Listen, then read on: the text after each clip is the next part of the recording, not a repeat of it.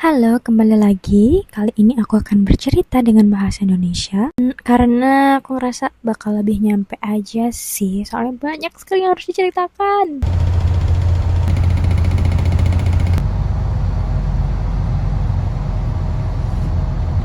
Jadi aku tuh tidak boleh bapak untuk naik kereta karena sampai di Bojonegoro itu bakal jam 2 pagi dan otomatis transportasi dari Bojonegoro ke rumah itu bakal susah.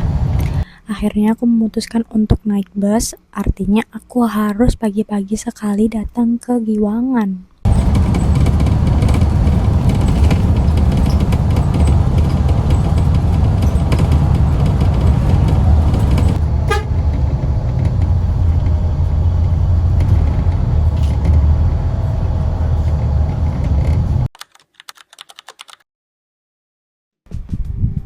Aku juga bingung sih kenapa kalau aku di perjalanan tuh pasti ada aja dramanya, tapi semoga kedepannya enggak ya, karena aku harus belajar dari pengalaman. Dan kali ini dramanya adalah aku salah naik bus. Yang harusnya aku naik bus dari Jogja ke Semarang baru transit Semarang Surabaya, aku malah naik bis dari Jogja ke Surabaya, which is itu nggak akan lewat Tuban. Dan itu ketahuannya saat udah mau nyampe Solo. Jadi pas bapaknya narikin karcis, aku nanya, Pak ini nanti lewat Tuban kan? Terus bapaknya bingung, loh kok Tuban? Enggak mbak, ini tuh nanti langsung ke Surabaya, bla bla bla, kota-kota yang dilewati. Ternyata aku salah. Terus bapaknya nyariin solusi, nanti kamu turun di Solo nanti nyari bis Jombang, nantinya di Jombang ada bis Jombang yang jurusannya ke Bojonegoro, nah itu lewat Tuban. Aku juga mengingat-ingat dulu zaman kuliah, bener yang diucapin bapaknya. Cuma kelemahannya, ini kita bakal nyampe di Jombang itu sekitar jam 5 sore. Karena pelan banget, karena ngetem dan lain sebagainya kan, bis emang lama. Sedangkan bis terakhir yang bisa ke lewat Tuban dari Jombang itu terakhir jam 3. Kalau aku di Jombang udah nggak ada transportasi, otomatis aku harus minta jemput dong. Akhirnya aku memutar otak saat nyampe di sana. Gimana kalau aku pesen tiket kereta aja? Tetap pesen kereta meskipun nyampenya jam 2 pagi. Aku ngecek di aplikasi KAI, ternyata masih ada tiket dari Solo ke Bojonegoro.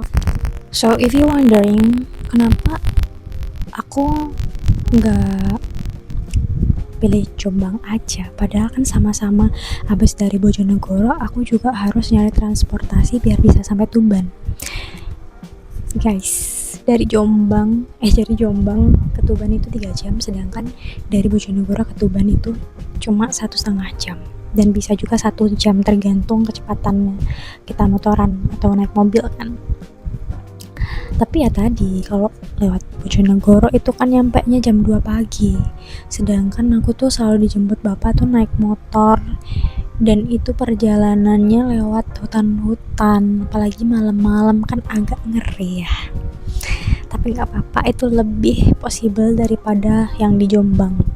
Akhirnya aku nelpon orang tua, ternyata orang tua gak apa-apa, yang penting aku bisa pulang. Akhirnya aku milih pesan kereta. Lalu aku nyari-nyari destinasi gitu kan yang paling deket, dan ternyata yang paling deket adalah wishlist aku dulu, wisata Batik Kauman. Aku tuh pernah punya wishlist untuk datang ke kota-kota yang ada batiknya, kayak Solo, Jogja, Lasem, kemudian Pekalongan, dan beberapa itu udah berhasil aku lakukan gitu. Solo nih belum. Jadi ya ini kesempatan. Emang ide gila sih. Jadi aku punya waktu beberapa jam untuk nungguin keretanya. dan aku bisa pakai waktu itu untuk jalan-jalan, untuk explore Solo. Keretanya itu jam 7 malam, jadi itu kan aku sekitar jam 10 ya. Jadi aku punya berapa jam tuh, banyak banget kan. Nah, aku nelpon temen, dia juga bisa. Hari itu kebetulan dia lagi santai dan di Solo ada sebuah acara yang lumayan besar. Dia pengen ngajak aku jalan-jalan ke sana, tapi dia bisanya itu habis asyar. Jadi waktuku sendirian untuk menikmati Solo adalah dari jam 10 pagi sampai jam 3 sore. Begitu deh, lanjut.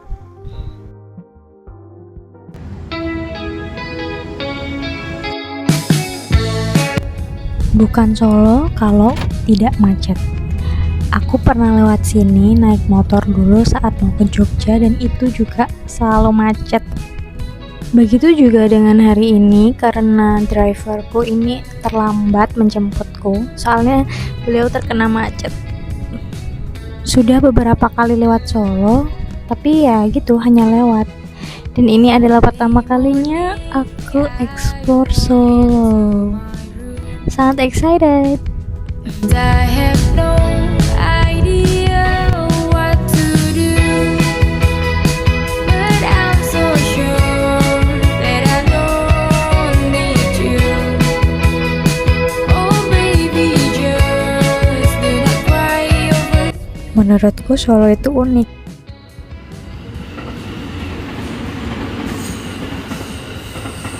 Kamu bisa aja tiba-tiba melihat kereta api lewat di tengah jalan raya seperti ini. So what are you doing now?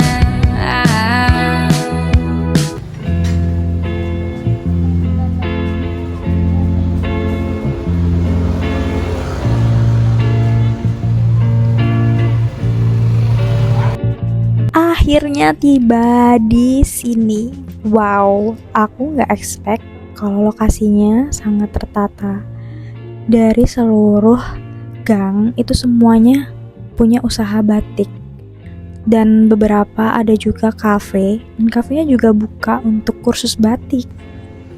Aku langsung keliling nyari tempat yang kiranya paling enak buat singgah. Emang ada rencana untuk kursus batik di sini meskipun aku udah bisa batik. Aku ingin membeli experience-nya. Sekalian jadi inspirasi sih. Aku pengennya bikin tempat batikku di rumah seperti ini.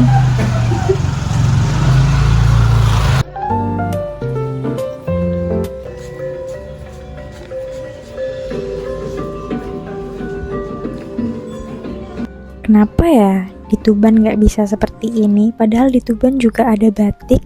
Di Tuban juga ada desa yang keseluruhannya produksi batik seperti di sini.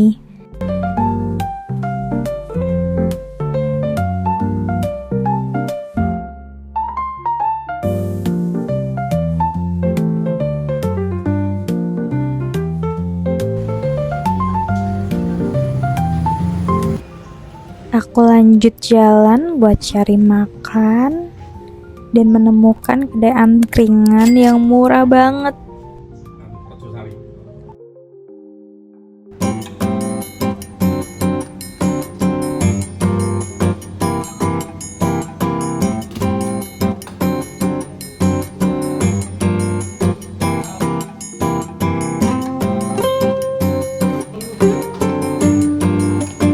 Setelah survei, aku menemukan Kopi Koken. Ini tuh cabangnya dari Batik Gunadi yang lebih besar, tapi dia di sini lebih fokus ke wisatawan yang pengennya tuh ngopi-ngopi sambil membatik. Sedangkan yang di Batik Gunadi tuh emang bener-bener mau workshop batik gitu loh ya. Aku suka sih eksekusinya di sini. Banyak banget pilihan motifnya, terus dia tuh pakai kayu, jadi kita udah bayar itu gak rugi. Takutnya nanti kan panas, soalnya ini kan ada apinya juga, dia kan pakai wajan juga, jadinya biar disinfeksi pakai sanitizer. Tinggal ngeblat aja kan ya. Langsung aja ke tahap pertama, yaitu sketching. Kalau bedanya aku bikin workshop di rumah itu udah aku sketch. Nah kalau di sini itu pengunjung punya pengalaman membatik dari sketch, dan ini benar-benar dipadu sama mbaknya sih. Oh iya, punyaku itu agak longgar ya, jadi ini dibenerin sama mbaknya. Biasanya kalau yang kekecilan kayak tadi emang digedein Kak, biar nanti nggak geser-geser. Iya. Double tweeting.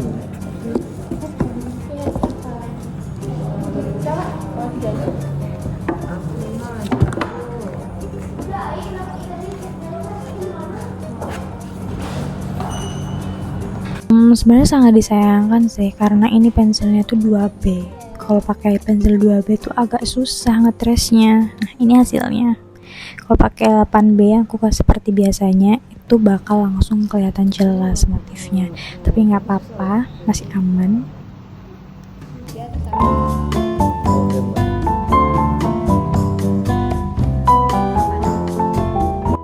Lanjut nyanting.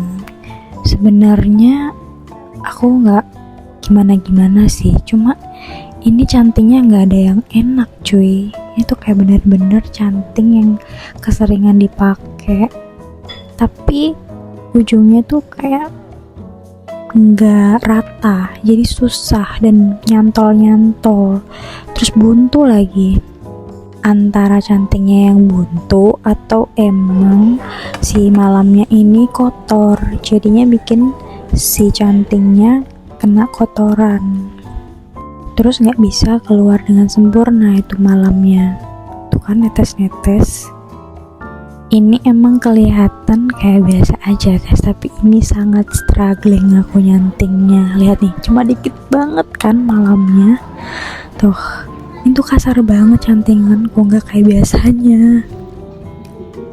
Tapi di ending tuh aku minta ganti canting sama mbaknya, akhirnya diambilin ke tempat produksi, jadinya lebih smooth. Setelah nyanting, lanjut mewarnai. Di sini tuh pakai sarung tangan. Aku nggak kepikiran ya kalau kayak ini nggak bakal sambat lagi, tangannya kotor. Ini kita sharing dan cuma dikasih 4 warna. Kalau aku biasanya itu kan langsung 12 warna. Ini kita ya udah warna seadanya, nggak bisa dicampur juga.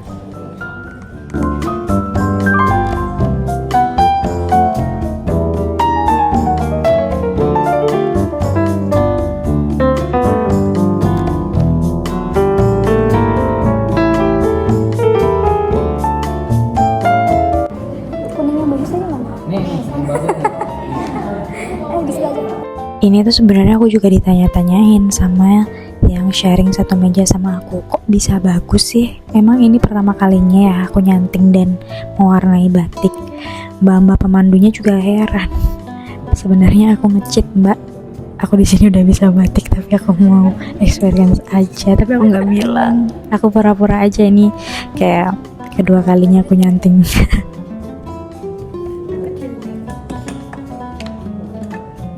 Kita harus bisa eksplor di tengah keterbatasan. Itu yang namanya kreatif guys. Meskipun cuma ada 4 warna.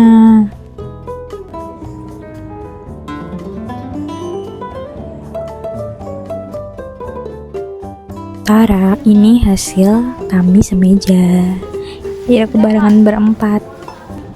Habis itu lanjut pesan minum, kita dapat diskon 10%.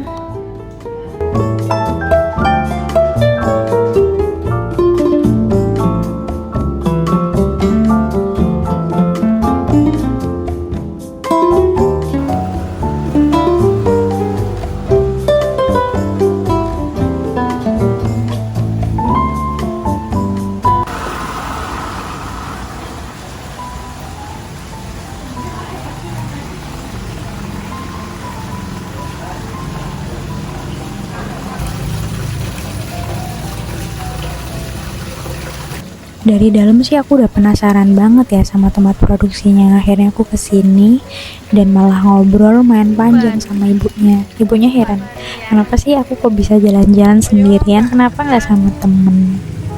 Padahal kesini mah cuma nyasar. Aku juga membandingkan batik Tuban sama di sini. Kalau di sini tuh batikannya sangat halus ya guys, karena harganya juga mahal.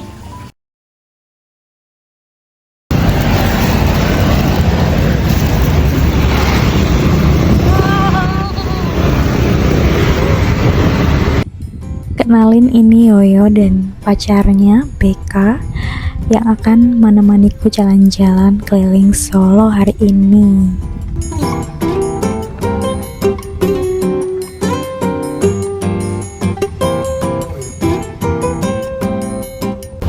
Satu koridor bisa jadi aktif karena ada satu coffee shop fenomenal. Mana? Apa? Ini nih Kelas G. Oh, itu gara-gara tanamannya. Kopinya enak. Gara-gara kopinya enak banget. Enak banget. Viral lah.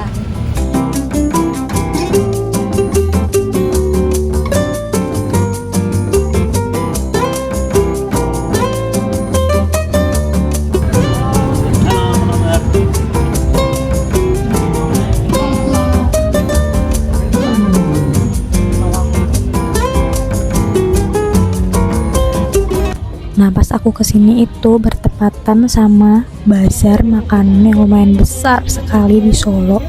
Ada festival, jajanan, kemudian ada fashion show, macem-macem deh. Pokoknya band-band juga ada. Ada makanan pun dari makanan lokal, mau makanan luar juga ada semua, dah tinggal pilih.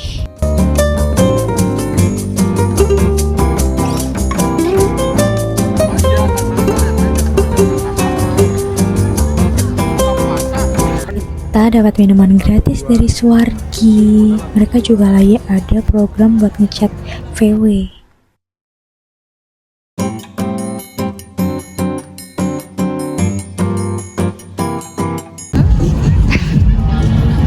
Jadi kita hari ini gambar di VW. Mencara-cara di sini di gambar di Smile. Kita ngajakin orang-orang yang lewat yang mau gambar di VW secara gratis.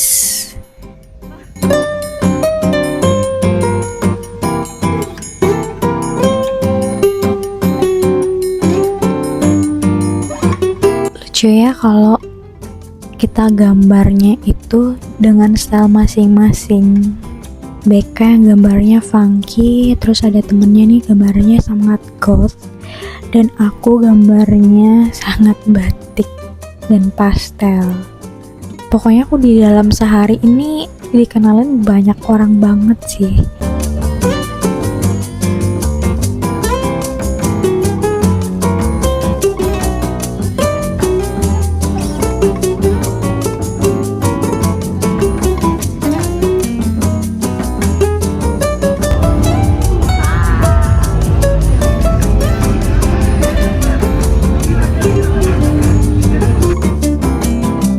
Saking serunya, aku nggak sadar kalau ternyata seramai ini, dan Solo tuh kan macet ya. Otomatis aku harus ngeluangin 2 jam sebelum nyampe ke stasiun, dan ini tuh mepet banget. Kepanik kan? Anjing. Di Solo bro. Ini Solo. Macetnya nggak gerak itu. Kita kalau naik mobil nggak nyampe sih. 30 menit lagi keretaku tuh udah jalan guys, dan aku masih kejebak di sini. Kalau mau diantar Yoyo naik mobil nggak akan bisa, jadi kita nungguin driver. Pakai motor pun tetap rame banget. Akhirnya aku nyampe di kereta dan tepat waktu. Kayak kurang 2 menit lagi keretanya udah jalan. Bukan aku kalau nggak ada problem-problemnya gini. Astagfirullah, naudzubillah min dzalik, jangan terulang lagi deh. Ya pokoknya itu aku menikmati perjalanan malam ini dengan tidur. Dan lucunya, ini pas udah mau nyampe di Bojonegoro, si keretanya tuh sempat mandek lama banget sampai aku kira tuh udah nyampe.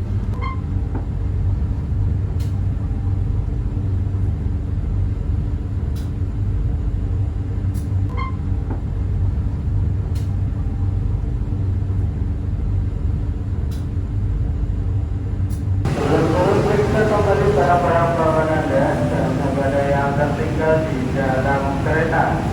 Untuk pintu keluar tersedia di sebelah timur.